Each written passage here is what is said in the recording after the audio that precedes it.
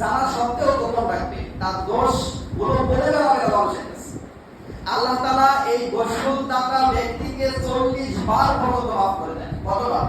এই একবার গোসল দেন। তাহলে বেশি বেশি জানাজায় অংশগ্রহণ করা। আরেকটা লাভ, জানাজায় যদি আপনি বেশি বেশি অংশগ্রহণ করেন, সেটা হলো আপনার আখিরাতের কথা, আপনার মৃত্যুর কথা স্মরণ হবে। কিসের কথা স্মরণ হবে? মৃত্যুর কথা। আমরা তো আসলে ম্যাক্সিমাম দুনিয়া নিয়ে ব্যস্ত।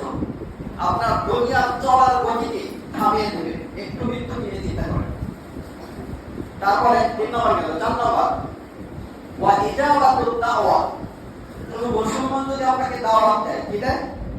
কোন মুসলমান যদি আপনাকে দাওয়াত দেয়, তাহলে তার দাওয়াতকে গ্রহণ করা, তার দাওয়াতকে কি করা? কিছু অসামাজিক লোক আছে না, হ্যাঁ, ওরা দেখবেন খুব বাঁকা ভাবে জীবনযাপন করে।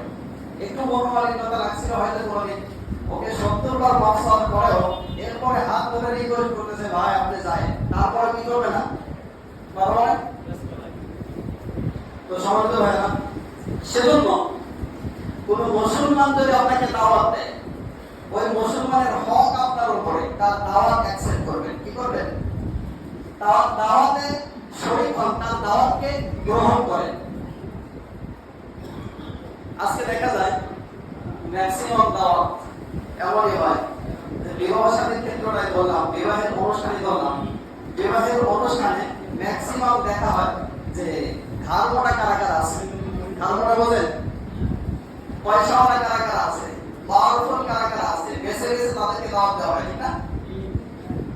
আর অথচ ওই ব্যক্তির দরিদ্র আত্মীয় স্বজন আছে, ওদেরকে দাওয়াত দেওয়া হয় না, কারণ এইগুলা দিতে পারবে না। কি দিতে পারবে না? আর সবের উদ্দেশ্য তার মানুষদেরকে খাওয়ায় না, খাওয়াই হলো কি করার জন্য? একটা রেস্টুরেন্ট ব্যবসা করার জন্য, ঠিক না? এটাই তো উদ্দেশ্য, তাছাড়া কিছু না। রেস্টুরেন্টের চাইতেও খারাপ হালাল। কারণ কি? কারণ রেস্টুরেন্টে খান, খাওয়ার পরে মোটামুটি বিল দেয়, খাওয়ার পরে বিলটা কত? একজন মানুষ 1000, আপনার 500-700 টাকা খাবার এই তো খেতে পারে নরমাল, এর বেশি না। আর আপনি ওখানে গেছেন, মিনিমাম বাণিজ্য পাচারের জন্য 2000 তো দেয়। কত দেয়? 2000 দেয়। তো সমাজ ভাইরা, এজন্য মানুষদেরকে ফ্রি খাওয়ান, বিনামূল্যে খাওয়ান, বিনা শর্তে খাওয়ান। এর মধ্যে আল্লাহর রহমত আছে। ঠিক আছে? আল্লাহর রহমত আছে, সওয়াব আছে। বুঝতে পারছেন? আর রেস্টুরেন্ট ব্যবসা, বিবাহের অনুষ্ঠানের নামে রেস্টুরেন্ট ব্যবসা বলা